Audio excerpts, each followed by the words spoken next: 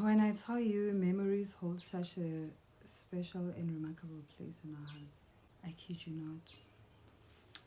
The following picture I'm going to put up my screen is a picture I took with my late husband 13 years ago. Our very first picture together. Man, I always tell people to take as much pictures as they can. When you're with family, friends, colleagues, doesn't matter. Because when people are no more, you look back and you realize pictures are all we have to remember them. Memories, the things they did, the impact they had on us. But anyway, we took this picture 13 years ago on my birthday month in October. I think it was a day after we officiated our dating and 2.5 years into friendship. Man, when I tell you this man is my soulmate, we used to stay up all night talking over the phone with him telling me about the girl he was dating then. About the guy I was seeing. I was in Joburg at the time working. Yana Ali back in Bloom. And we were practically just friends. We spoke a lot over the phone, and when I came to visit home in Bloom, we would hang out sometimes, just as friends, because he was seeing somebody else. Though we both were in relationships, Tepo will constantly tell me at the end of every phone call conversation that when I get nyala o mosadi wa ka papadi e ntse re etsa hona jwale mohlang fela I'm gonna marry you, I'm gonna make you mme wa bana ba ka. And because he was such a funny person, I'll just ke ne ke nahana fela wa joke ke sa nke serase, thinking he's Tepo being Tepo. And he would, let me tell you, he would legit demand that I put my guy on speaker just so you could tell him, you know what, I remember I had just lost my job in Joburg and he secured an internship for me. He gave me a call and told me that he has secured an internship for me.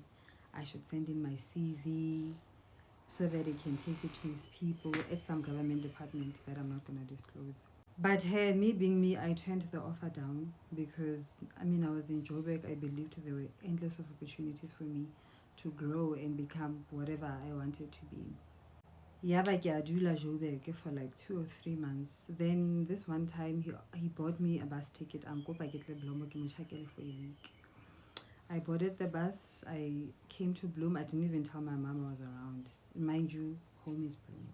The next day, he literally dragged me out of his apartment, campusing, the campus that we both met. We actually met in campus. Then he enrolled me for a postgrad certificate in the same course that I did my diploma in. And then Aba patala le registration fee and told me, you know what, go fetch the rest of your stuff in Joburg. I'll pay for the transport. I'll do whatever you need. Just come back home and pursue your studies because you don't have a job. You're just sitting home, in Joburg and doing nothing. Now that's how I came back to Bloom. Fast forward. Look, when I tell you that a man who loves you will be very intentional. He will do absolutely anything and everything beyond his power to make sure, believe me, that was my type of for you. That man went beyond and above to make sure that bophelo ba ka ba kopana. And at the time when he was doing all these things, ne ke sa tsebe hobaneng Tshepo a le so kind towards me when we are just friends. 6 months into my studies, he got me a job, a very good paying job. At the time I was like 24, 25. And I would insist on a monthly basis when I got paid, okay, let me help you with rent or groceries or petrol or this and that. And my husband will plain bluntly refuse because I believe he's the one that's supposed to take care of me. Insist rather buy your mom something, fix somewhere here no more. Don't worry about me. Man, Tapo loved me beyond. The Call of Duty. I always tell my little sister, what's about when you date, you better make sure that you find a man who loves you like it's the last thing they have to do on earth. He wanted nothing but the best for me. Ona batla ho mpona ke achievile almost everything. I'm planning to do my master's. I've applied.